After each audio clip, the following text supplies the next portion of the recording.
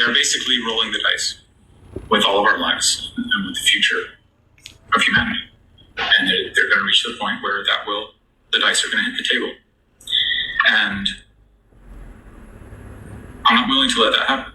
I've got 2 children who I love, who have just as much right to a future and a world as I do and as you do. And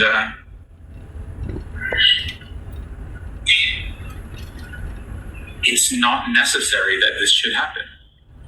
We can stop this. Elon Musk has a 30% chance of extinction. Sam Altman says basically that AGI is the biggest risk to human existence.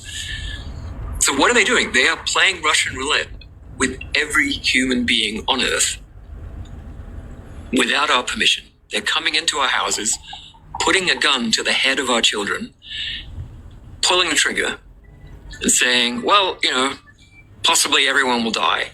Oops. But possibly we'll get incredibly rich. What kind of things are you testing for? The broad category is national security risk. Can this AI make a weapon of mass destruction? Specifically, we focus on CBRN, chemical, biological, radiological, nuclear. And right now we're at the stage of figuring out, can these models help somebody make one of those? Sam Altman, the CEO of OpenAI, has built a doomsday bunker. It's buried and hidden in the Navajo desert. It's stuffed with antibiotics, a hydroponic food system, and weapons. This is the same man racing to build artificial general intelligence, while now telling the world it's perfectly safe.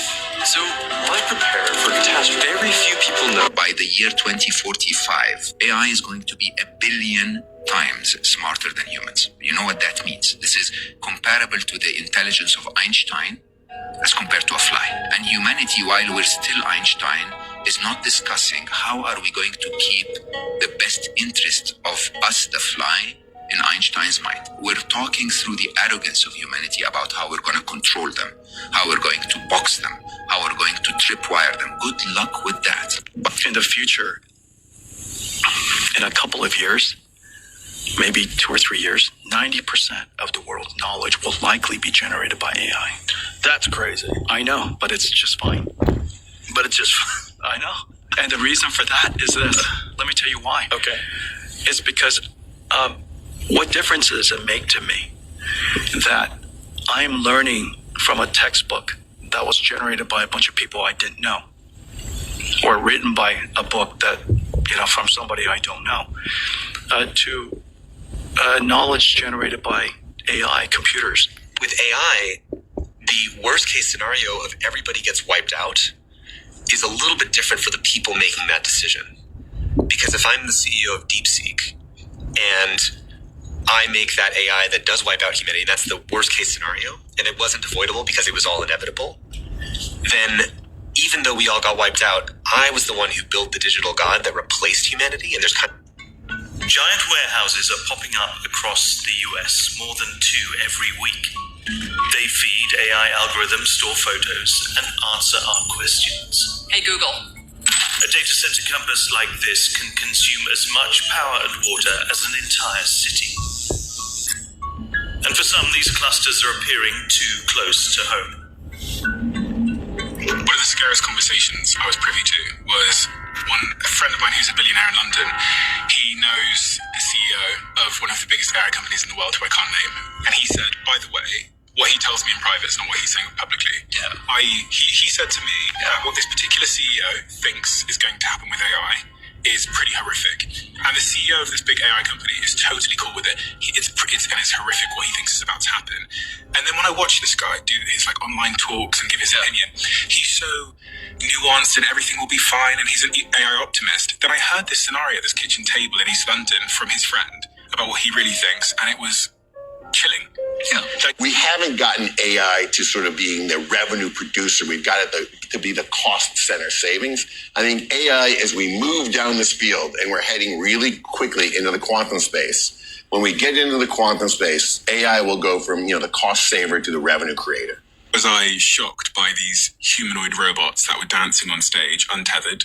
Because their movements had become very human-like, and there was a bit of uncanny valley watching these robots dance. But broadly, the bigger thing was Elon talking about there being up to 10 billion humanoid robots, and then talking about some of the applications. He said maybe we won't need prisons because we could make a humanoid robot follow you and make sure you don't commit a crime again. So, this is Dorothy, our facial scanning rig. This vault is one of Hollywood's best kept secrets. It's not safeguarding money or jewels, but something far more valuable. Digital clones of your favorite actors and entertainers. 3, 2, 1. This is how the entertainment capital is fighting to preserve, protect, and future-proof in the age of artificial intelligence. So scrunch your face, yeah. This endeavor made by the Creative Arts Agency. It's one of the largest and most powerful talent agencies in the country, representing thousands of A-listers in entertainment and sports. Every movement, Anger, like rage. So, 3, 2. and every vocal inflection That quick beige fox jumped in the air over each thin dog. Look out, I shout. used to create and safely store a digital double the talent owns. The reason why Netflix is buying Warner Bros. Discovery is not because they want Game of Thrones or they want Superman. It's because of artificial intelligence.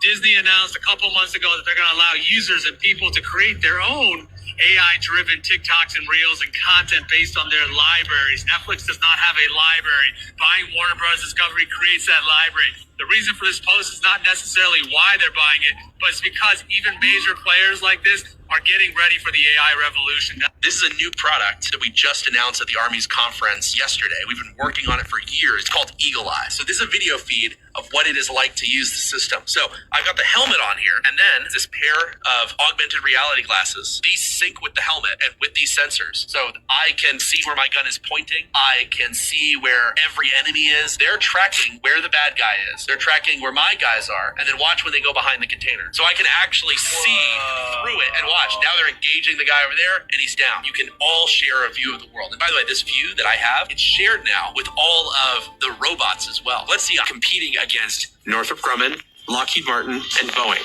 toe-to-toe with the big guys, saying we are going to build a fighter jet powered by our AI. And guess what? We beat all of them. China is actually taking a very different approach to AI, and they're focused on narrow, practical applications of AI. So, like, how do we just increase government services? How do we make education better? How do we embed DeepSeek in the WeChat app? How do we make robotics better and pump GDP? So, like, what China's doing with BYD and making the cheapest electric cars and outcompeting everybody else, that's narrowly applying AI to just pump manufacturing output. We're going on trial for repeatedly blocking the entrance to OpenAI in an attempt to shut down their superintelligence research, essentially, shut down the operation of the company. Because this is a threat to our lives, to the future of humanity, to the existence of the human race. And it's urgent in that we don't know how close we are to kind of going over a cliff. We don't. The day of the Lord will come as a thief in the night. The heavens shall pass away with a great noise, and the elements shall melt with fervent heat.